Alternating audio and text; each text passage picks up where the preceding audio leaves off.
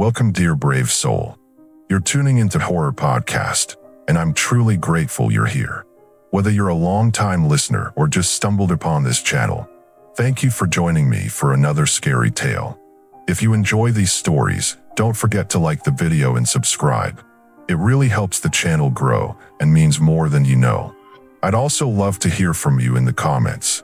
Tell me where you're watching from, what brought you here, or even what kind of story you'd like to hear next. Your support keeps this channel going, and I appreciate each and every one of you. Now, let's get into today's horror story. The first time I saw his face on the news, I almost didn't recognize him. It was one of those background moments in a truck stop lounge. The TV bolted to the wall, the volume turned low, the kind of segment you catch out of the corner of your eye while you're pouring a cup of coffee. In the bottom corner of the screen, a mugshot appeared. Underneath, in thick white text, "Retired trucker charged in cold case murder." The shot itself was unremarkable. Neutral wall behind him, the harsh light of a camera flash flattening his features. But something about it caught my attention. The man in that frame was heavier than I remembered. The lines in his face had deepened, the skin sagged just enough to show the years. His hair, which had been a dusty brown the last time I saw him, was now mostly gray. But the eyes, half-lidded, unfocused, like he was looking past the camera and into a place nobody else could see. And then I saw the name. That stopped me. I'm Rick. I've been running long haul since the early 2000s. After this many years on the road, you've met everyone and no one at the same time. You share a few words with a stranger in the fuel line, split a table in a diner when the place is full, or park side by side in a near-empty lot when the weather's bad. You shake hands, maybe trade a story, and by the time you leave, you're back to being two unrelated dots on the map. Most of those faces fade from memory after a few weeks, but a few stick. He was one of those. Back then, everyone just called him Dale. I never learned his last name. He hauled out of Texas, though his routes didn't make much sense if you try to follow them. He'd be headed east one month, way up in the northwest the next, then passing through the Midwest a few weeks after that. If you asked him about it, he'd shrug and say, "I go where the load takes me." He wasn't exactly warm, but he wasn't standoffish either. You could pass him a comment and get an answer, but never more than you asked for. Even then, the way he spoke felt measured, like he was giving you exactly what he wanted you to have, and not a word more. In my mind, Dale existed in this gray middle ground, not friendly enough to pull you in, not strange enough to push you away. The news report said he'd been arrested in Texas earlier this year, tied to a murder from more than 30 years ago. The victim was a woman in her 30s, found off a stretch of interstate in Southern California in the early 90s. The case had gone cold for decades. Then investigators in another state picked him up for a separate murder from the same era. They took his DNA for that case, ran it through the system, and it matched the California woman. According to the district attorney's statement, they believed she'd been attacked and left in the desert, miles from the nearest town. They were charging him with murder, with special circumstances for sexual assault. That detail sat heavy in my chest. Because if you've been in this industry long enough, you learn something about the road. It's full of gaps. Not just physical distance, but stretches of space between the dots on the map where nobody's watching. Miles of highway where you can pull over and be alone for longer than you'd think possible. Those are the kinds of places you can vanish into. And Dale seemed to know those places better than most. I thought back to a night in 2008 at a rest stop just outside Las Cruces, New Mexico. It was late, close to 1 a.m. The day's heat still hung in the air, dry and sharp, and the asphalt radiated it back through the soles of my boots. Only 3 trucks were in the lot, mine and his among them. We crossed paths at the vending machines, both fighting with the kind that won't take your bill unless you smooth it out like a surgeon. He asked where I was headed. I told him California. He smirked, like he'd already guessed, and said, "That long nothing between Blythe and Indio. You can pull off anywhere out there and not see another set of headlights for an hour." At the time, I took it as road talk, just a driver mentioning a stretch of highway we both knew. Now, it plays back in my head with a different tone. When the news coverage dug deeper, they said investigators were looking into other possible cases. They didn't give details, just that his 40-year career had taken him across most of the country, and there might be more to uncover. That's when I started flipping through my mental logbook, trying to recall every time our paths crossed. There was that way station in Arizona in '07. Both of us pulled over for inspections. A fuel stop in Arkansas, where we ended up side by side at the counter, eating off the same laminated menu. A windy night in Utah, where we parked at the same pull-off because the snow was coming down so hard the interstate felt like driving through a white tunnel. We never talked long in those moments. But now, looking back, I remember the way he'd watch people. Not in a way that drew attention, more like in passing, but the glance would hold just a fraction too long. A waitress bringing coffee, a customer walking toward the door. He'd look, and then look again, like his mind was running some private calculation. The thing about Dale was that nothing about him screamed memorable. He lived in the in-betweens, those spaces you don't notice until they're gone. The last time I saw him in person was around 2011, at a truck stop west of Phoenix. I just grabbed a coffee from the counter and spotted him sitting alone in a corner booth. His hands were wrapped around a ceramic mug, his gaze fixed on some point I couldn't see. I gave a nod as I passed. He blinked like he'd just been pulled out of a long thought and gave a short nod back. That was the extent of it. Now, I can't help thinking about how many people like him are out here. Faces you recognize but don't know. People you've spoken to enough times to feel familiar, but never in a way that reveals anything deeper. The road builds a strange kind of trust. It's based on small things. Will this driver cut me off in the merge? Will he leave room for me to pass? Will he help me out if my trailer light's dead? We rarely think about the other side of that coin, what they might have done somewhere else, years before. Reading that Dale had been linked by DNA to a woman left off the interstate, I kept replaying the miles we both covered in silence. The way he'd sometimes drift off mid-conversation, eyes fixed on something outside, like his mind was nowhere near the present. I'm not saying I suspected him.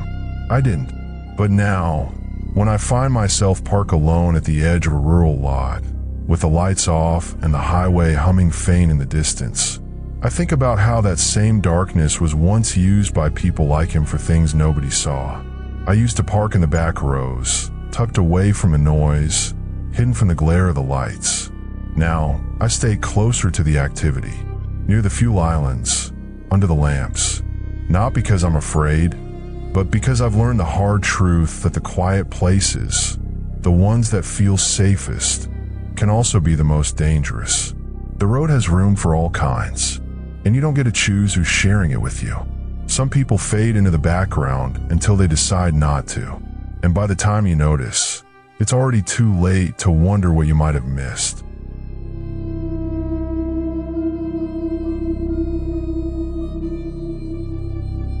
I've been driving long haul for years, but I've always been the kind of driver who likes to stretch my legs at night. Sometimes it means walking around the truck stop lot before bed. Sometimes just pacing the quiet shoulder of a rest area when the weather's good. It helps me reset after hours behind the wheel, especially on nights when sleep won't come easy. I'm Daniel, and this happened a few months back on a run through Kansas. I pulled into a small rest area off I-70 just after 11. It wasn't one of the big travel plazas, just two lots, one for cars and one for trucks, a small brick building with restrooms and a few vending machines. The lighting was decent in the main areas, but the edges of the lot bled into shadows where the trees crowded close to the pavement. It was quiet when I rolled in. Only 4 other rigs in the truck lot, spaced out with at least a spot between each. A couple of cars sat in the smaller lot near the entrance, both dark, no one moving inside. The air was cool enough for a hoodie, and I figured I'd take a few laps around the perimeter before turning in. I just rounded the far end of the truck lot, passing the row of picnic tables on the grassy strip, when I noticed headlights flicker on in the car lot. The beam pointed right toward the road at first, then shifted as the vehicle rolled forward. I slowed my pace, curious. It was a red pickup, older, the kind with mismatched panels and the dull hum of an engine that had seen too many winters.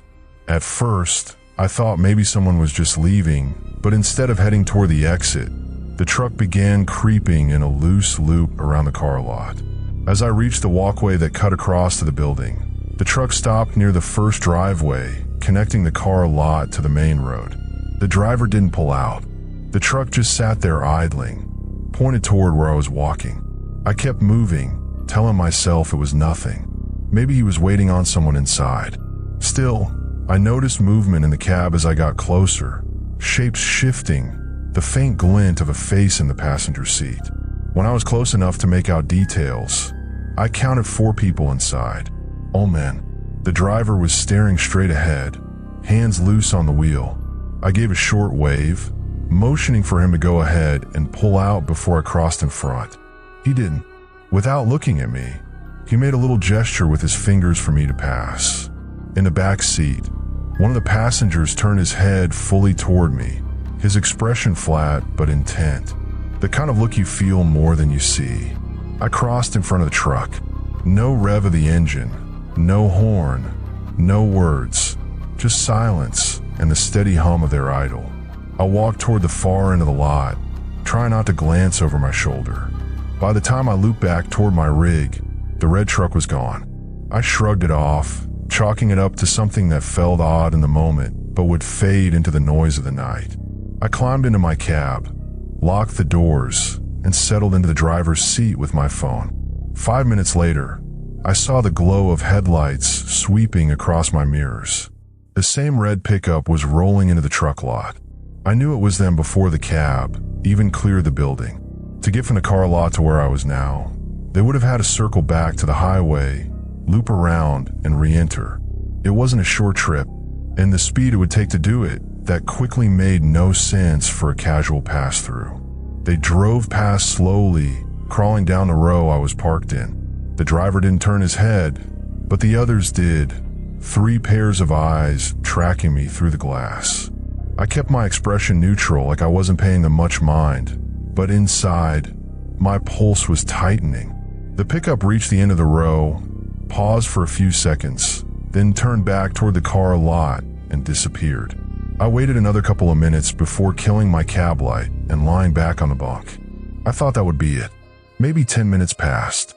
I was half scrolling through a news article when I caught a flicker of movement through the gap in my curtains.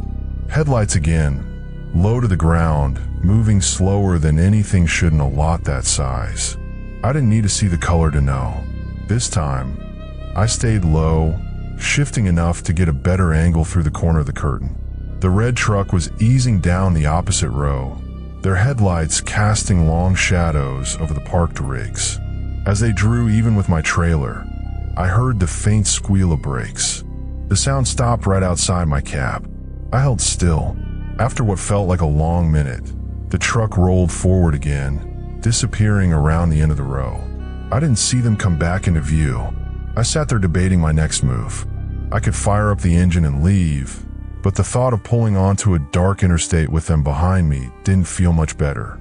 Calling the highway patrol crossed my mind, but I didn't have a plate number, just an old red pickup and 4 men whose behavior I couldn't explain without sounding paranoid. Eventually, I decided to wait them out.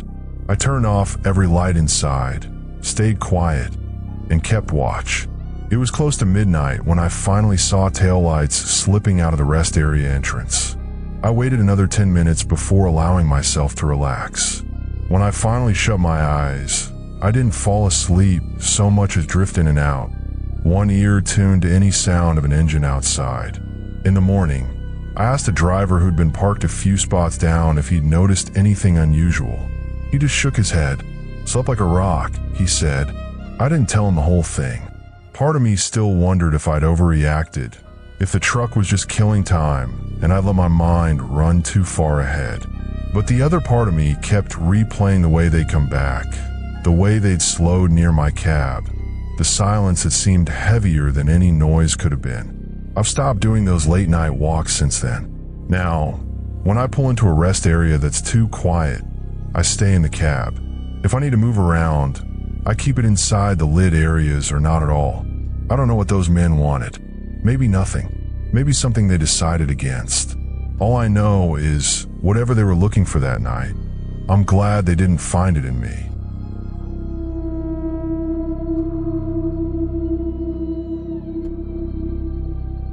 There's a reason most of us don't stop for hitchhikers.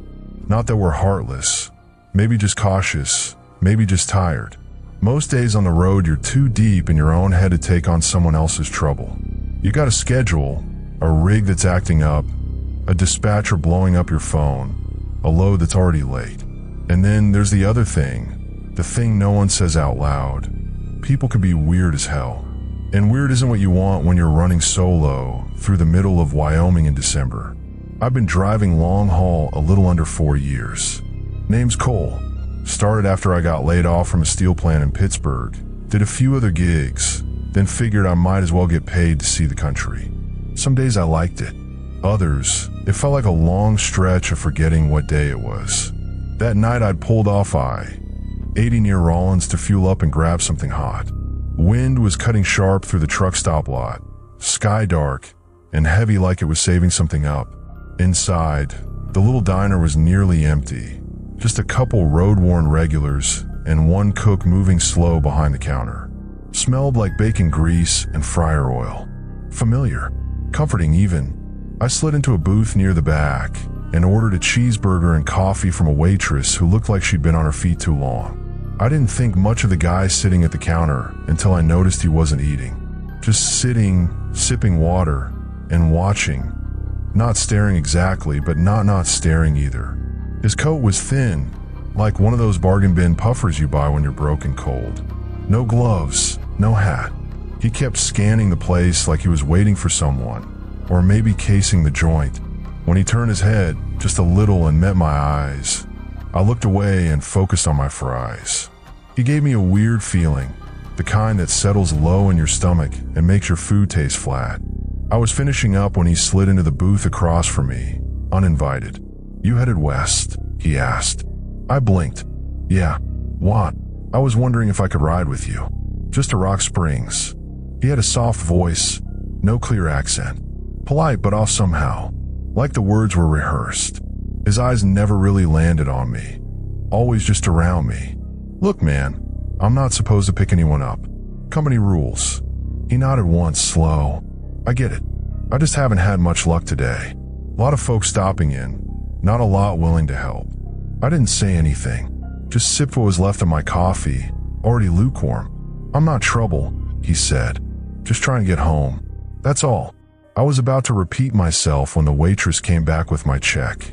She hesitated, eyes flicking to the guy across from me, then back to me, leaned in close, pretending to grab the ketchup.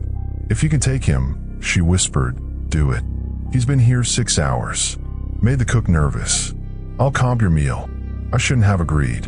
I knew that, but she looked genuinely uneasy, and I didn't feel great about leaving the guy to linger there longer.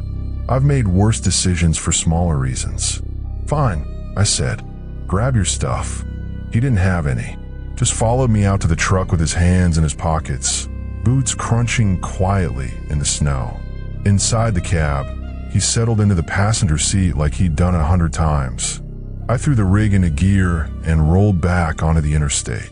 Wind was worse than before, blowing across the open plains hard enough to nudge the trailer a little. I kept both hands on the wheel. "What's your name?" I asked, mostly just to fill the silence. He shifted, pulling his coat tighter. "Don't worry about it. Call me whatever." I glanced at him. "Okay, Sam then." "Sure." We drove like that for a while. The heater rattled like it was fighting for its life, blowing lukewarm air that barely took the edge off the cold. Snow started falling again around Elk Mountain. Not heavy, but steady enough that I took my speed down a notch. "You from Rock Springs?" I asked. "Not really," he said. "Close enough. I haven't been back in years." I didn't press. The guy gave off the vibe of someone who wasn't interested in backstory. About 20 miles out, a road sign warned of black ice and poor visibility past the summit. I knew this stretch. A few bad winters ago, a pileup shut down the whole westbound side. People died. Truckers, mostly. Up ahead, a set of taillights blinked into view. Another rig pulling off to the right. I followed. Better safe than part of the next headline. "You stopping?" Sam asked, frowning. "Yeah, roads are crap past here. I'll chain up. Maybe wait a bit." He didn't like that. "That's not necessary. You got a heavy load. You'll be fine." I raised an eyebrow. "You drive trucks?" "No," he said, "but I've been on this road a lot." I shut the engine and killed the lights. Outside, the snow made a soft static against the windshield. The other driver had vanished into his sleeper cab. I reached for my phone, trying to get an update on conditions. No service. "Figures. I need to keep moving," Sim said quietly. "If we stop now, I might not make it home tonight." "It's one night," I said. "Better to be late than upside down in a ditch." He was quiet for a moment. Then, "You don't get it. I've already missed too many nights. This is the first chance I've had to get back. I can't wait anymore." "Look, man, I'm not risking my life for your reunion tour. I've got my own problems." He turned to me, and his voice changed, not louder, just strained, like something stretched too far. "You don't understand. I have to go now." I felt my jaw clench. My fingers tightened on the steering wheel. And I said, "No, you don't get to call the shots in my truck." He stared at me, and for a second I thought he might explode. But then he just deflated, looked down at his hands. When he spoke again, his voice was barely a whisper. "Sorry." It hung there between us. I didn't know what to do with it. I just sat, watching the snow. A few minutes passed. Then he said, "If I get out, can I have a bottle of water or something?" I reached behind the seat and grabbed a spare coat, an unopened pack of peanuts, and a half-full bottle of water. Handed them over. "Truck stops maybe 3 miles back. If you walk, stay visible.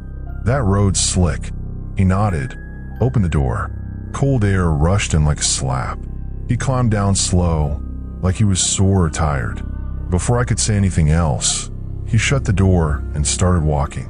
I watched him go. 10 seconds. 30. Gone. Just like that. I waited, engine idling, staring into the snow. Eventually, I got out and followed his tracks. They went maybe 20, 30 feet down the shoulder. Then they stopped. No scuffs, no turnaround. Just ended. Clean. I stood there a while. Wind in my ears, snow biting my face, heart thumping too hard. I told myself he'd stepped onto the asphalt or cut across the median or something. Told myself a lot of things. Then I climbed back into the cab, locked both doors, and didn't shut my eyes again till I hit Rock Springs hours later. I'm sure he was just a guy, a drifter, maybe a little off, maybe desperate. I tell myself that every time the memory surfaces, every time the heater rattles the same way, or I stop for coffee and someone sits too close, I tell myself he was nothing more than a man. But some nights, when it's late and quiet and the snow starts to fall, I'm not sure I believe it.